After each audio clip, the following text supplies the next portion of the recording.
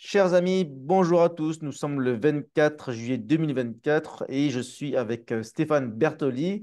Nous sommes très éloignés. Nous avons 11 heures de décalage horaire. Il est 22 heures pour moi et 11 heures du matin pour toi, Stéphane. Tu es à Cayenne, Oui. je suis à Hong Kong. Bonjour Stéphane, comment vas-tu?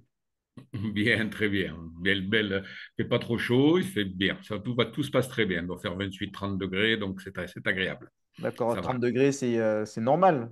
C'est comme ça Oui, toute c'est l'année ou normal, mais il c'est... n'y a pas le soleil, donc il fait moins chaud. Ouais, très bien. Le Bon, taux moi, je suis tous d'humidité les de jours chez toi. 90%. Hmm. Très bien. Alors, ça m'intéresse aujourd'hui de parler avec toi parce que la plupart du temps, j'échange avec des Français de l'étranger, des expatriés. Toi, tu n'es pas expatrié puisque que la Guyane française, c'est la France. Mais j'aimerais bien en savoir un petit peu plus comment est la vie sur place. Est-ce qu'on sent que c'est vraiment comme en France métropolitaine? Moi, dans ma tête, les départements d'outre-mer, les dom-toms, c'est un petit peu à cheval entre la France métropolitaine et l'étranger. Bon, voilà, est-ce que tu peux nous dire déjà, enfin, te présenter, qu'est-ce Hmm. que tu fais à Cayenne et comment est la vie là-bas? Bon, mais je m'appelle donc Stéphane Bertoldi, j'ai 59 ans. Je suis installé avec femme et enfants depuis plus de 10 ans en Guyane.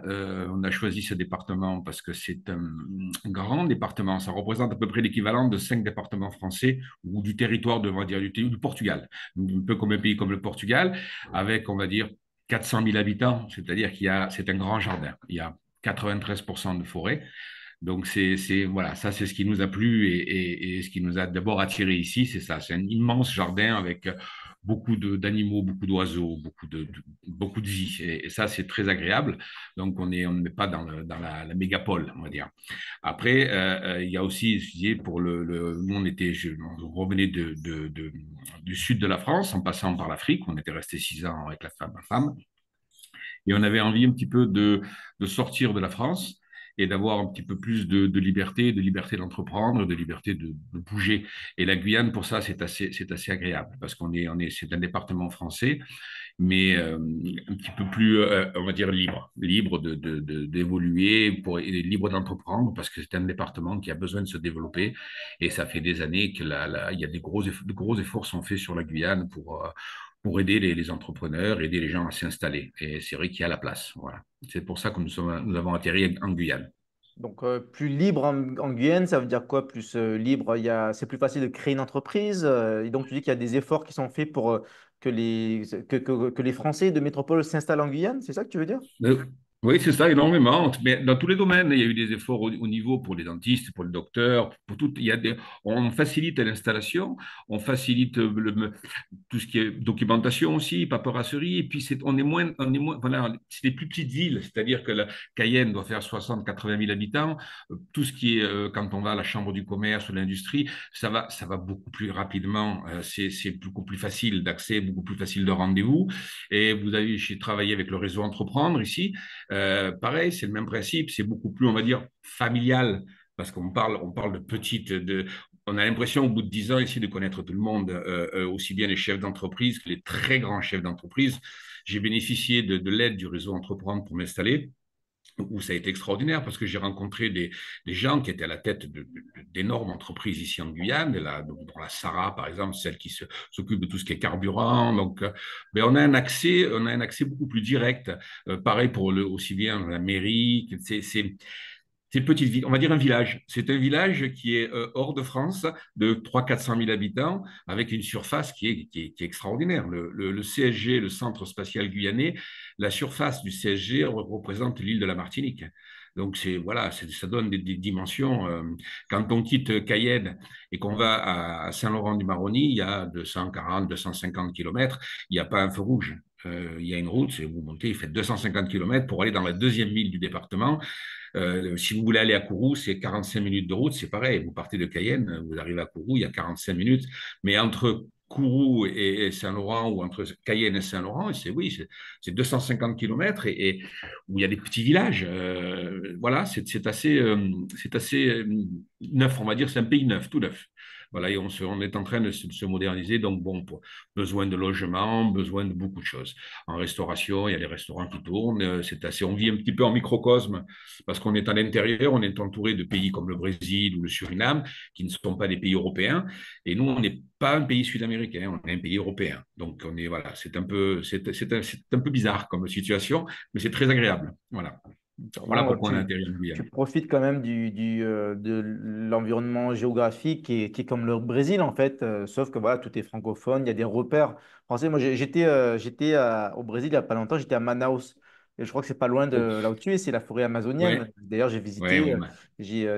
j'ai un contact qui est derrière à Cayenne. Je réfléchissais à y aller, mais finalement, c'était quand même assez loin de là où j'étais pour y Ouais. aller juste pour un jour. Donc, est-ce qu'il y a des contacts avec la communauté française au Brésil, par exemple, ou aux pays aux alentours, ou est-ce que vraiment Cayenne, il y a des frontières, c'est comment la vie? Alors, il n'y a pas vraiment de frontières parce que on passe très facilement au Brésil, mais c'est les distances qui sont énormes. Nous, on est allé quelques fois au Brésil. Quand on commence à rentrer, bon, pour aller au Brésil, simplement au Brésil, c'est 2 heures de route. Là, on arrive au Brésil à la frontière, mais ça va être le nord du Brésil, ça va être le Brésil un petit peu champêtre, on va dire. Quand on commence à rentrer au Brésil, faut déjà rentrer à l'embouchure de l'Amazone. Vous savez que la sortie de l'Amazone, c'est Macapá. Macapá, c'est déjà 6-8 heures de voiture. C'est déjà loin. Vous voyez, je veux dire, c'est des distances. Le Brésil, c'est un pays immense. Je crois que c'est le cinquième pays au monde en population. C'est énorme. C'est 250 ou 300 millions d'habitants. Donc, voilà, c'est à 2 heures de voiture de Cayenne. Mais après, c'est pas le Brésil, c'est la frontière, hein. Après, quand on commence à aller à Salvador de Bahia, tout ça, c'est des distances énormes. De l'autre côté, le Suriname, c'est 2-3 heures de route. On arrive à la frontière, mais c'est pareil. Après, il y a encore 2-3 heures ou 2 heures pour atterrir à la capitale. Ouais. Mais bon, le Suriname, c'est un petit peu moins, on va dire, développé. Nous, on est en contact avec le Brésil, mais c'est un pays gigantesque. Gigantesque. Les gens ont une mauvaise image du Brésil. Ça fait partie des pays vraiment énormes. Énormes. Et donc, on a beaucoup de ressortissants brésiliens sur le territoire du Ghana.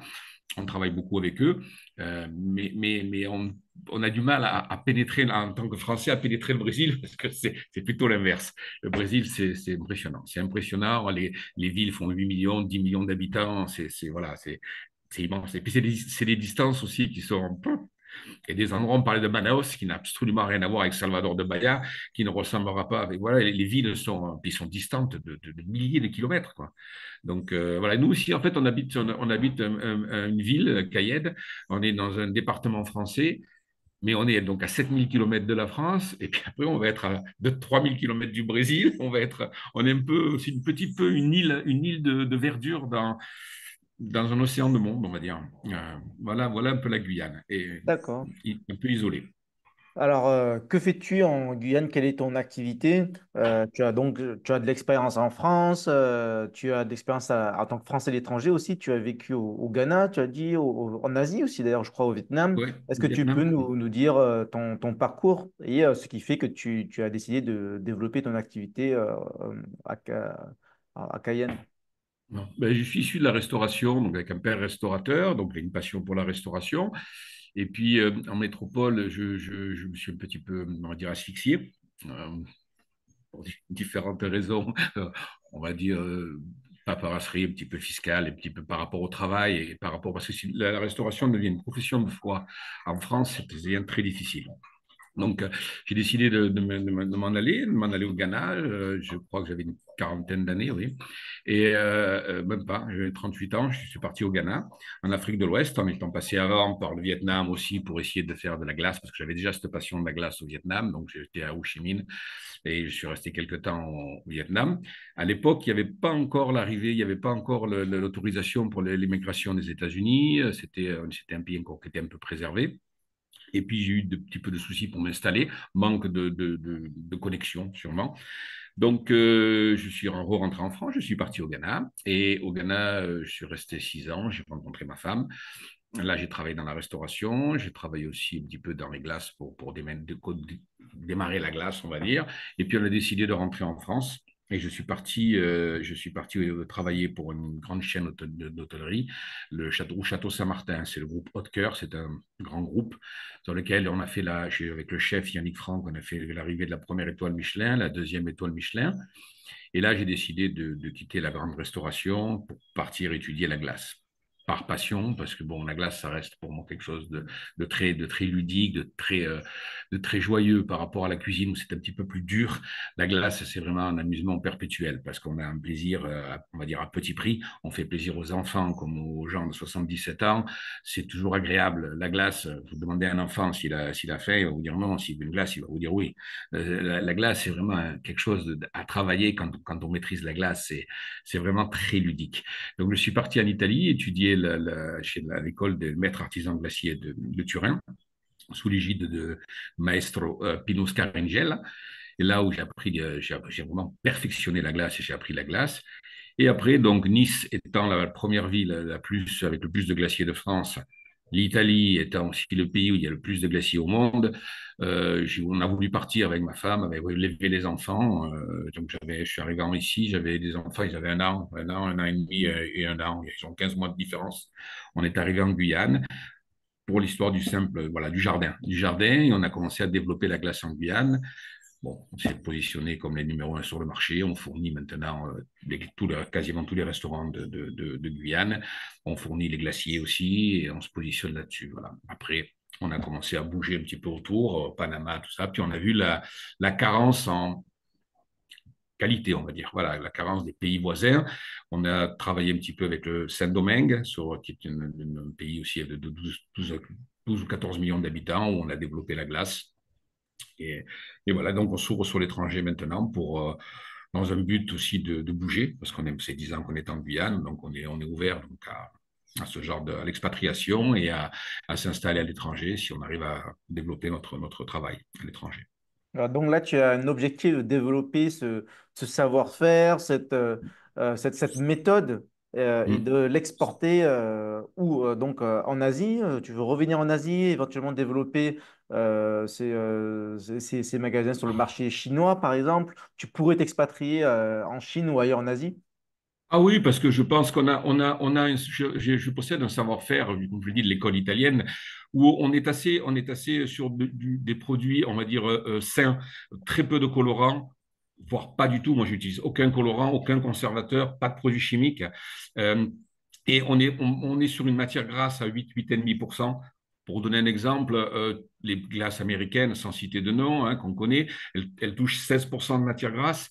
Donc, c'est déjà plus gras. Nous, on baisse la matière grasse, on baisse le sucre, on baisse presque au maximum le sucre jusqu'au moment où la glace est un peu cassante pour diminuer l'apport calorique et puis le côté un peu écœurant.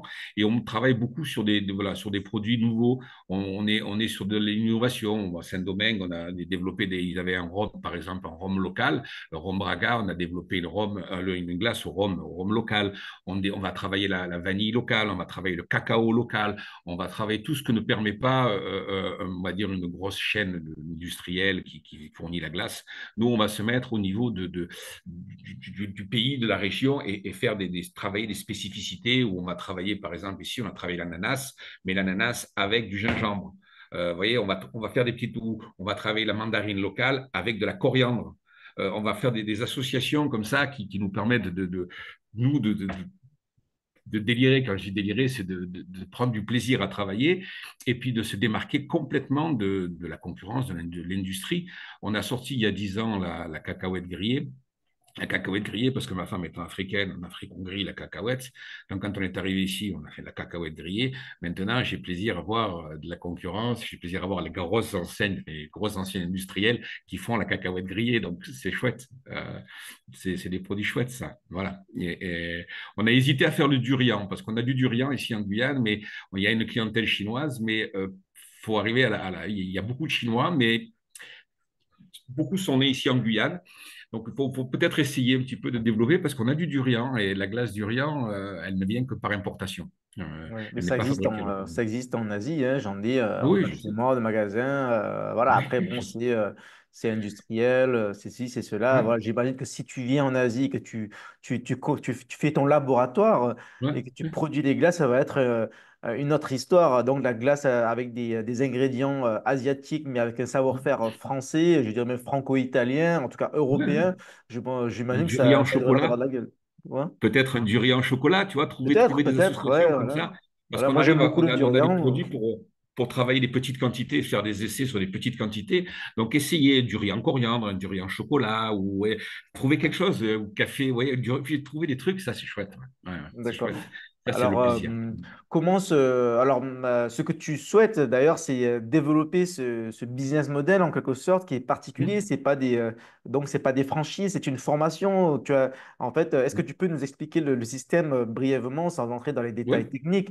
oui. Mais d'après ce que j'ai lu rapidement, j'ai l'impression que ta préoccupation, c'est vraiment le développement du savoir-faire, transmettre le savoir plus que de faire un business. Voilà. Donc, qu'est-ce que tu peux nous dire comment Ben, ça se présente, comment ça marche? en gros, on propose un accompagnement de 6 mois, les 6 premiers mois qui peuvent être moins, hein, ça dépend de la personne, de A à Z, c'est-à-dire que alors, selon le niveau de compétence de la personne, selon son niveau, si elle est déjà, mettons, dans les glaces ou déjà dans la restauration, ça change, mais on propose donc un accompagnement du laboratoire, de l'aménagement du laboratoire, jusqu'au dépôt des recettes. Et donc, on leur apprend à faire, on ne va pas leur apprendre à devenir maître glacier, on leur apprend à faire nos recettes. On pose nos recettes, enfin, je pose mes recettes, j'apprends la personne qui est intéressée donc à travailler mes recettes.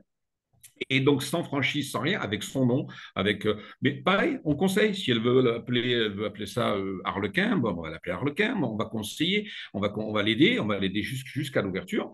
On va l'aider aussi à choisir ses points de vente parce qu'on s'est aperçu qu'il y avait des gens qui allaient partir sur les points de vente un peu trop isolés, trop pas assez passants ou pas assez. Donc, on va être là jusqu'au bout, jusqu'à l'ouverture.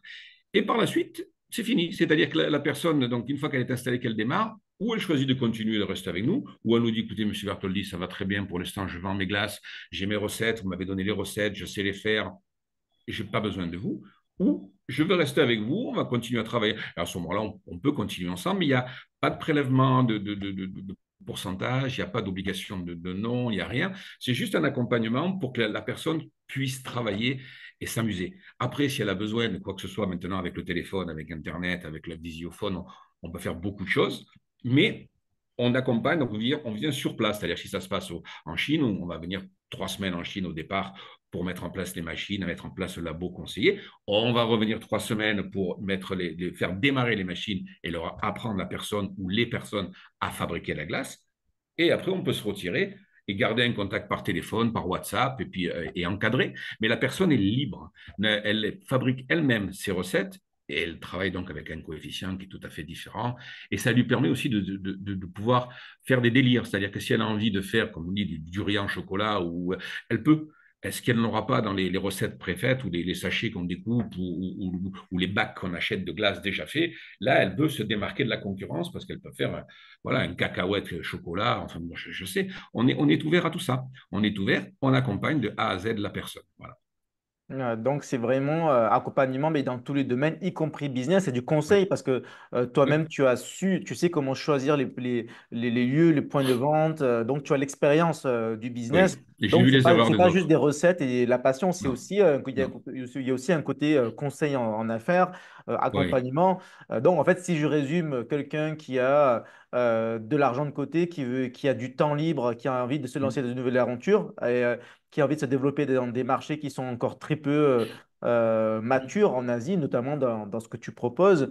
Ben voilà, donc là, c'est vraiment le plan idéal. En plus de cela, c'est un peu le rayonnement de la France dans le monde, le savoir-faire. Il bénéficie aussi de ta marque, de ton Bien sûr. expérience. Il y a un petit peu la French touch.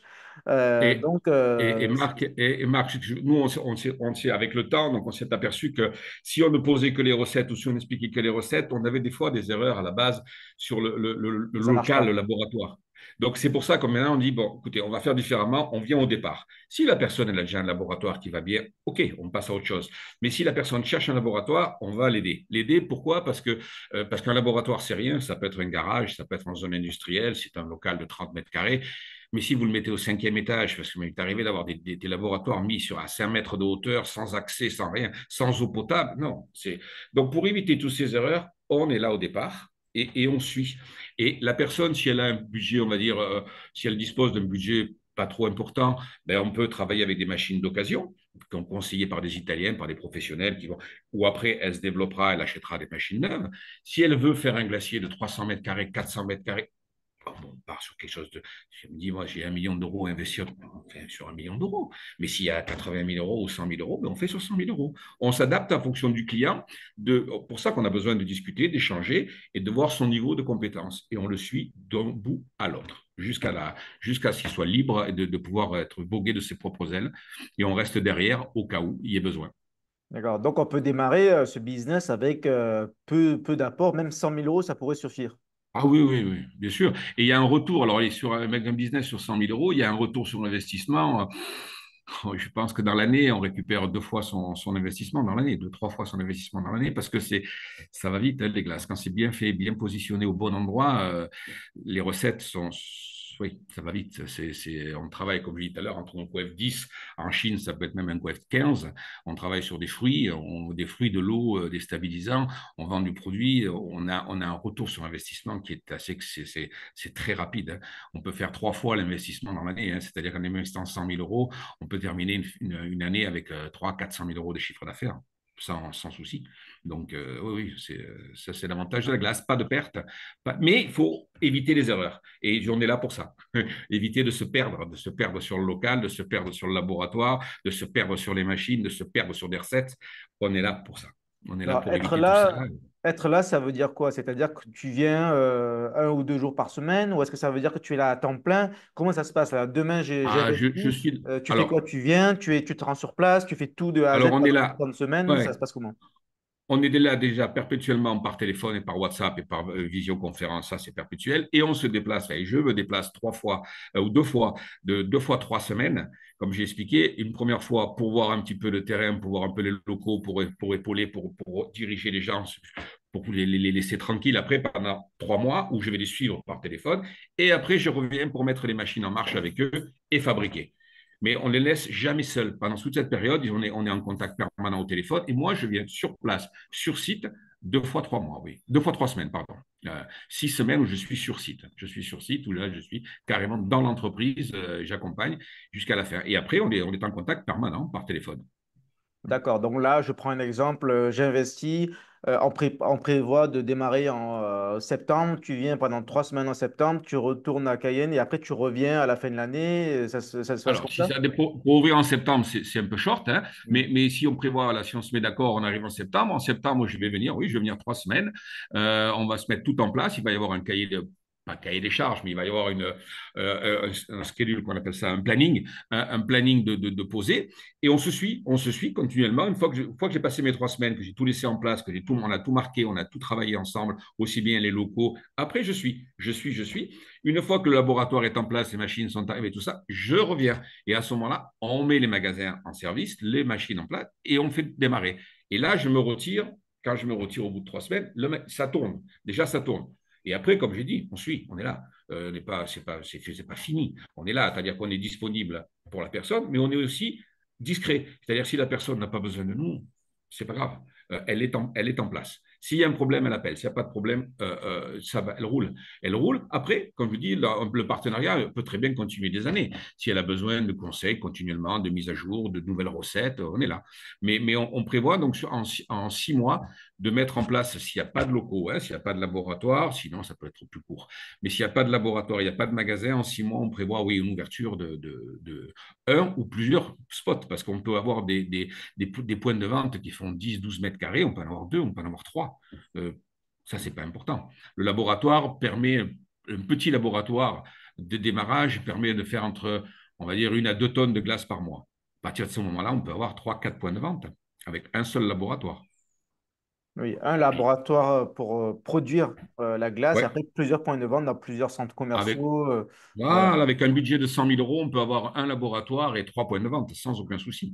Et là, là on récupère, en Bon, après, 4 mois, ça là, dépendra, ça dépend aussi des pays, avec des loyers qui sont oui, moins bien sûr. chers, la fiscalité est Ah, bien différente. sûr, si Voilà. on est, Sur Saint-Domingue, on était sur une ville de 4 millions d'habitants, il n'y a aucun souci. Voilà, le pouvoir d'achat, il y a 4 millions d'habitants, il n'y a aucun souci. On a ouvert 2 points de vente, donc ça n'a aucun souci. Après, sur une ville, bon, ça passe les 4 millions, mais même 4 millions, on peut ouvrir 5, 6, 7 points de vente, parce que ça reste dans les centres commerciaux, ça va rester sur du local.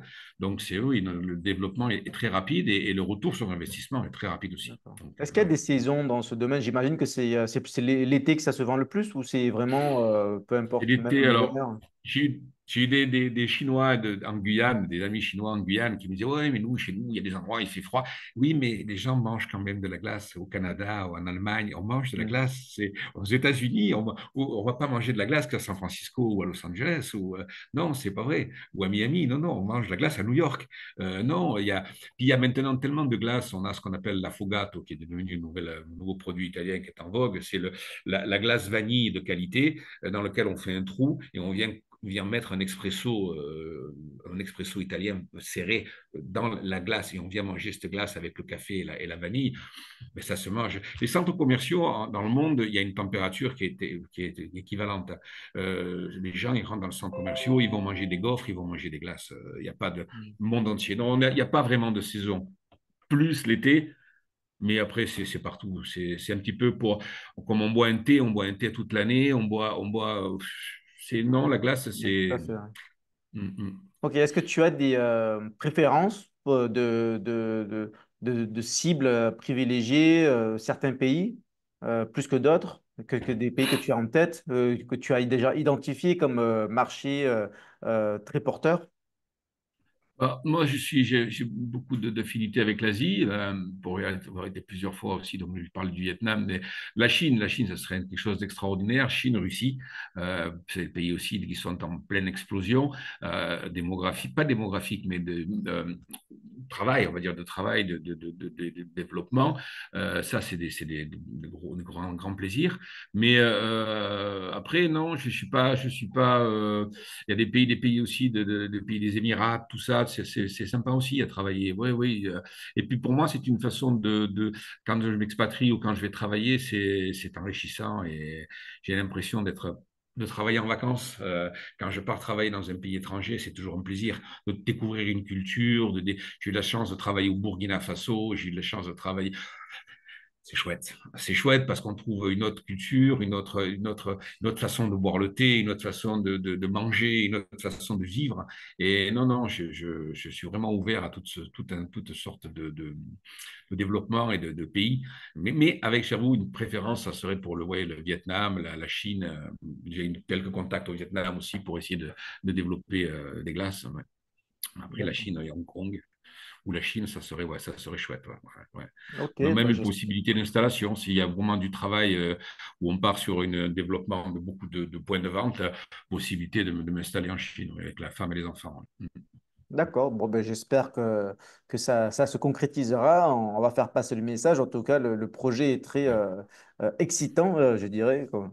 Voilà. Donc, est-ce que ma dernière question, ce serait, et la France? Alors, comment tu vois la situation? Est-ce que tu as envie, tu n'as pas envie d'entrer en France là? Tu as envie de rester loin de la métropole, de t'expatrier en Non. Asie? Donc, ouais, c'est quoi ton état d'esprit? Alors, j'ai un ami qui s'appelle Bruce Trouillet, qui est chef exécutif pâtissier, et avec qui j'ai travaillé quand il était beaucoup plus jeune, il y a une vingtaine d'années, et qui est maintenant, je ne sais même plus où il est, je ne sais plus s'il est à Hawaï ou s'il est, voilà, il travaillait pour le Four Seasons Hotel, les chaînes d'hôtels, mais il a bougé d'Hawaï, il a fait l'ouverture à Bangkok aussi, du Four Seasons de Bangkok en tant que chef exécutif. J'avais parlé avec lui en disant que quand on commence à bouger et à voyager, c'est un virus. On a du mal à rester à la maison parce que c'est compliqué. Voilà. En plus, la France, c'est un petit peu le voulant virer le pays. C'est un petit peu, on est un peu renfermé. Quand on est en France, on a l'impression qu'on est un petit peu étriqué. Alors, pour l'entrepreneuriat, c'est assez compliqué. Et on est assez casanier, on va dire. Voilà. Quand on sort de la France et qu'on commence à aller à droite et à gauche, on n'arrive plus à s'en passer. On n'arrive plus à s'en passer. Lui, voilà, j'en ai parlé, je l'ai connu, il était second de pâtisserie au Château Saint-Martin. Il a démarré et puis il a commencé à partir et puis c'est fini. Voilà, là, il rentre plus. Et moi, là, je suis en Guyane, je suis en France, mais rentrer dans le sud de la France, même dans le nord ou en Bretagne, je sais pas, c'est presque attendre la retraite, quoi. Ouais, je dirais pas attendre la mort, j'ai l'impression de plus évoluer. Alors qu'ici, on a un mélange moi, je suis en Guyane, je crois qu'on a 150 nationalités différentes, la Guyane, parce que c'est un melting pot, c'est impressionnant, hein. On n'est pas loin derrière à New York. Il y a des Haïtiens, il y a tout un tas de gens, donc on n'a pas de racisme, on n'a pas de tension interethnique et on vit de cultures mélangées. On va manger la soupe chinoise, on va manger chez les Hmongs qui sont aussi, ils sont présents ici. Il y a des Vietnamiens, il y a des Thaïlandais, il y a des Haïtiens. Et tout ça, ça permet de continuer à voyager. On n'a j'ai pas envie de rentrer dans mon petit village ou dans ma petite ville et puis d'aller boire le café le matin. Non, non. Je suis désolé, Ouais. mais je sais pas quand je Quand vais on a goûté rentrer, à je sais pas. ça, c'est très difficile de Voilà. revenir en France. C'est difficile de revenir en France parce qu'il y a tellement de beaux endroits. Là, tu as une image derrière toi qui passe en ce moment. Bon, ça me fait penser au Québec aussi, hein. On était à Vancouver, bon, ça n'a rien à voir, hein. Mais Vancouver, c'est merveilleux. Je regrette de ne pas avoir pu m'y installer, mais il y a tellement de beaux endroits dans le monde et je vais sûrement décéder un jour, je n'aurai pas tout fait. Donc, ne me demandez pas Alors, de comme tout le rentrer pour monde. l'instant. Oui, oui, comme tout le monde, mais voilà. Mais c'est donc, j'ai pas envie de rentrer pour l'instant, j'ai envie de Hmm. continuer à bouger. Je connais pas la Nouvelle-Zélande. J'aimerais y aller en Ouais, bah Nouvelle-Zélande. c'est pas trop loin de l'Asie, donc Et tu je auras sais. l'occasion. Je te le souhaite. Voilà. Très bien. En tout cas, je te remercie beaucoup, Marc, pour le temps que tu m'as accordé, pour cette interview, d'avoir pu m'exprimer. Et je souhaite voilà, de continuer comme ça, de continuer avec toutes ces interviews, puis de continuer à promouvoir les Français à l'étranger, parce que on a pas mal de choses à apporter. Et puis, je pense que les Français à l'étranger, dans l'ensemble, sont un petit peu plus ouverts que les Français en France. Bah oui, c'est tout naturel, c'est normal. Très bien, ben Voilà. merci beaucoup et j'espère te rencontrer bientôt en Asie ou même Moi si tu as aussi. l'occasion de venir à Cayenne. Voilà. À Ouais, bah, bientôt, je bonne vois fin de mieux que ce journée. soit. Enfin, bonne journée, Merci. puisque la journée commence. Ouais, la Au journée revoir. commence. Merci beaucoup, Marc. Au revoir. Merci.